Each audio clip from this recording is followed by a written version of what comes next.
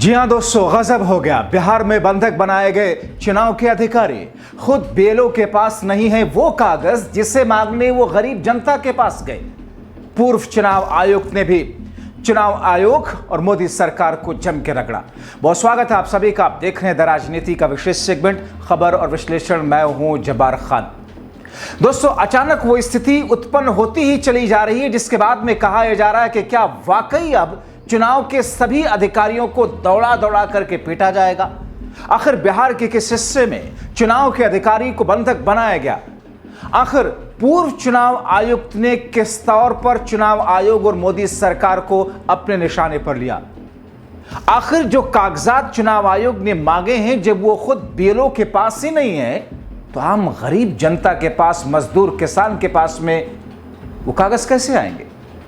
दोस्तों, विस्तार से आपको बताते हैं। बहुत दिलचस्प है ये जानना, क्योंकि 7 जुलाई आते आते बिहार की राजनीति और बिहार की चुनावी राजनीति से जुड़े हुए चुनाव आयोग और सत्ता पक्ष विपक्ष के बीच में जो कुछ खेल था उसमें अब ऐसा लगता है कि जनता कूद उठी है। क्योंकि कई जगह से ऐसी खबरें आ रही हैं कि जनता चुनाव अधिकारियों को दौड़ा रही है। कई जगह से ऐसी खबरें आ रही हैं, कुछ ऐसी जगहों से भी खबर आई, अब उसकी पुष्टि अभी तक फिलहाल हो नहीं पाई, लेकिन यह कहा जा रहा है कि चुनाव अधिकारी जैसे पहुंचे, बीएलओ पहुंचे, वोटर्स ने, जनता ने बंधक बना लिया। जाहिर तौर पर आक्रोश का चरम आसमान पर है। आक्रोश जिस अंदाज में, गुस्सा जिस अंदाज में लोगों का भड़क रहा है, और ऐसे में चुनाव आयोग और मोदी सरकार थेथरई पर थेथरई कर रही है।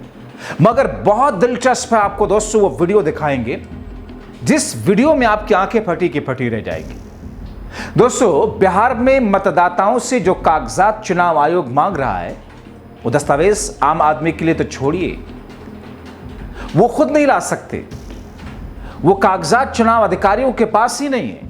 हालत यह है कि जो बीएलओ लोगों के पास कागज मांगने के लिए गए, वो खुद कह रहे हैं कि उनके पास भी वो कागजात है ही नहीं। दोस्तों, कांग्रेस पार्टी के नेता और प्रवक्ता आलोक शर्मा ने ऐसा ही एक बीएलओ का वीडियो शेयर करते हुए लिखा, इस वीडियो को चुनाव आयोग के दफ्तर तक पहुंचा दीजिए। जब बीएलओ के पास खुद ही कागजात नहीं है तो आम जनता अपनी पहचान कैसे बताएगी। क्या यह बिहार से लोगों का वोट का हक छीनने की नई शुरुआत है, ताकि इसी मॉडल को धीरे धीरे से पूरे देश में फैलाया जा सके। फॉर्म भरने बहुत परेशानी है, सबके पास डॉक्यूमेंट्स नहीं मिलेगा। सब तो फॉर्म भर के दे देगा, लेकिन आपका है मेरा खुद का नहीं है। हम कौन सी देंगे? मैट्रिक का सर्टिफिकेट दे सकते हैं हम? क्या हो, यही ना हो सकता। हम अपना दे सकते हैं, मैट्रिक वाला दे सकते हैं। मम्मी पापा कहाँ से लाएंगे? पापा तो मेरे है ही नहीं। अब मेरे ससुर भी मर गए हैं, अब मेरी सास भी यहाँ नहीं रहती, तो हम किसका डॉक्यूमेंट्स देंगे? आप किसका? कोई का नहीं है, न मेरे सास का है, न मेरे पति का है, ससुर का है, न मेरे मम्मी पापा है, कोई नहीं है। आपके पास है कुछ कागजात? अब दोस्तों, आप अंदाजा लगाइए कि जो कागजात चुनाव आयोग के अधिकारियों के पास खुद नहीं, वो अरेंज करके देंगे कैसे। जो खुद चुनाव आयोग के अधिकारी अरेंज नहीं कर सकते, वो कागजात चुनाव आयोग उस जनता से मांग रहा है जिसके पास में वो कागजात लाना तो छोड़िए।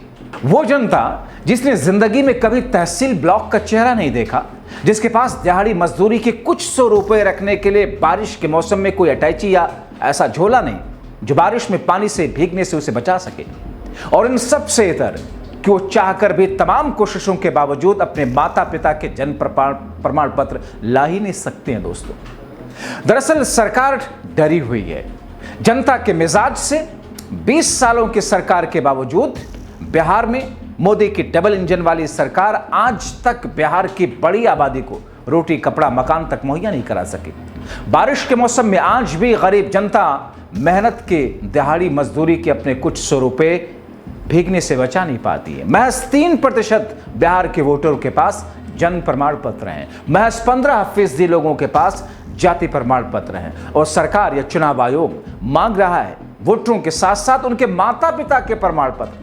गजब की अंधेर नगरी है दोस्तों, गजब अंदाज है। इसीलिए पूर्व मुख्य चुनाव आयुक्त ने जम के रगड़ा है।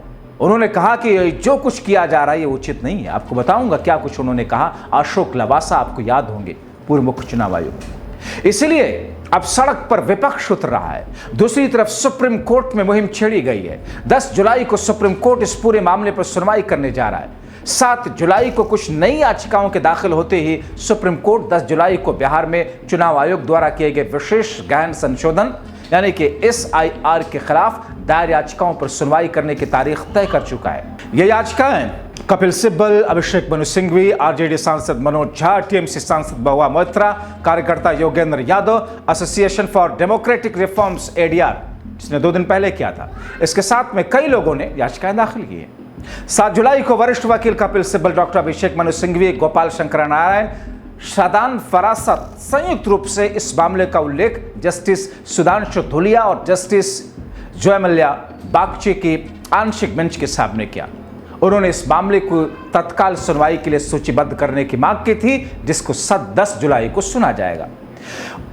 याचिका में कहा गया है कि यह प्रक्रिया पारदर्शिता, निष्पक्षता के मानकों को पूरा कतई नहीं करती। इस मामले की सुनवाई 10 जुलाई को सुप्रीम कोर्ट ने तय की है। यह मामला बिहार के चुनावी परिदृश्य में महत्वपूर्ण माना जा रहा है, क्योंकि मतदाता सूची की सटीकता, निष्पक्षता चुनावी प्रक्रिया की विश्वसनीयता के लिए अहम है। RJD और इंडिया गठबंधन के अन्य दलों का आरोप है कि यह संशोधन प्रक्रिया लाखों मतदाताओं को मताधिकार से वंचित करने के लिए साजिश है। इस राष्ट्रीय नागरिक रजिस्टर NRC की तरह लागू किया जा रहा है। इस मुद्दे ने बिहार की राजनीति में नया तूफान खड़ा कर दिया। इस फैसले पर राजनीतिक दलों से कोई सलाह मशवरा नहीं लिया गया। इस प्रक्रिया का इस्तेमाल मतदाता सूची में आक्रामक, गैर पारदर्शी बदलाव करने के लिए किया जा रहा, जो खासतौर पर मुस्लिम, दलित, गरीब, प्रवासी समुदायों को निशाना बनाता है।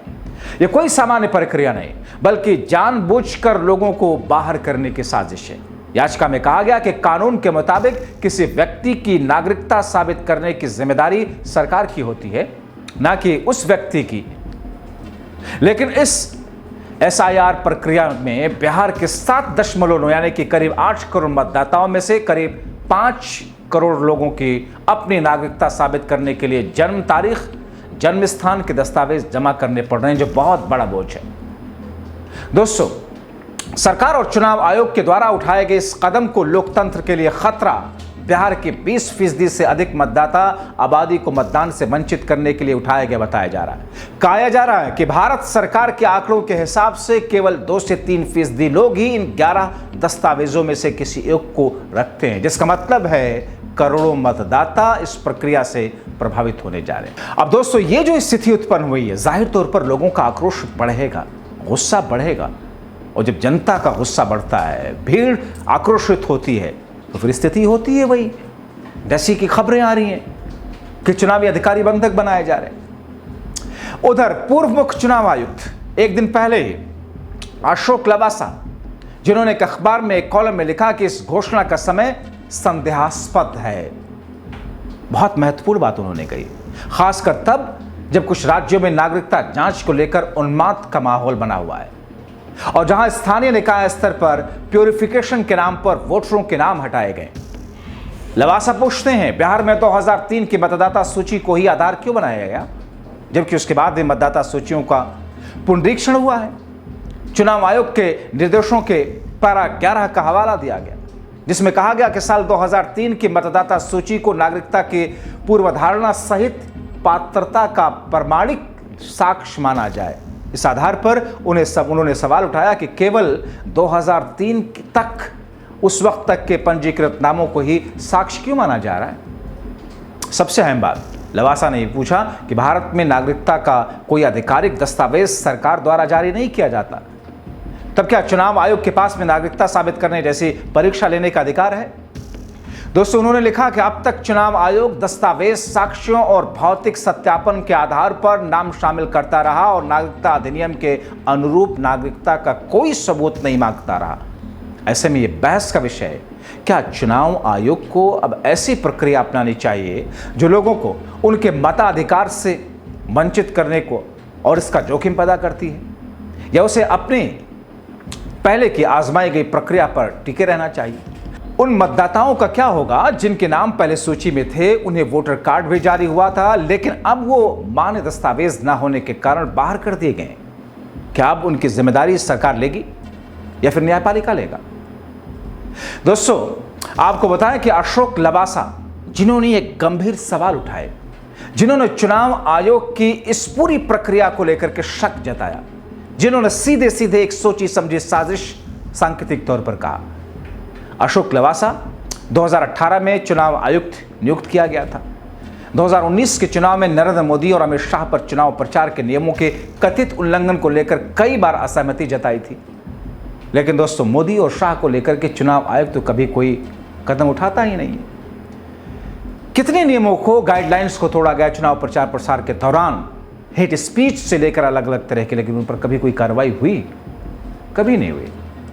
अब दोस्तों, ऐसी स्थिति में जबकि बिहार के अंदर 3 महत्वपूर्ण चीजें, एक ये कि अधिकारियों को, चुनावी अधिकारियों को न सिर्फ दौड़ाया जा रहा बल्कि उनको बंधक बनाया जा रहा है, ऐसी खबरें आने लगी हैं। दूसरा ये, चुनाव आयुक्त ने ही इस पूरी प्रक्रिया को चुनाव आयोग के शक को के दायरे में ला दिया है कि ये ठीक नहीं है। तीसरा ये कि जो 11 कागजात चुनाव आयोग मांग रहा है, वो कागज तो चुनाव के अधिकारियों के पास ही नहीं है।